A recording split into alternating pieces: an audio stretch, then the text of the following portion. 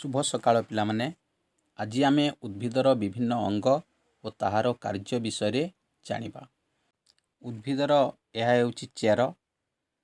यह उद्भिदर मूल थाए। माटी भितर चेर रही माटी को दृढ़ भाव में धरी रखे। चेर द्वारा माटीरु जल और अन्यान्य खाद्य शोषण करे। केतेक उद्भिद चेर द्वारा श्वासक्रिया करती। तापरे रहिला गछर कांड।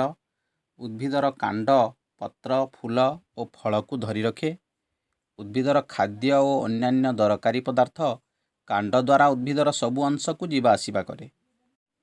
पत्र पत्र रे उद्भिद खाद्य तैयारी करे। एणु पत्र को उद्भिदर रोषेई घर कहती।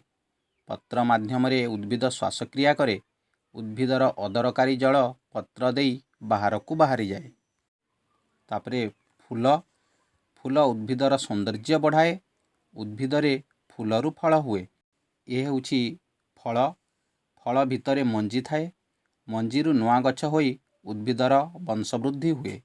आउ केतेक फल को आमे खाई थाउ।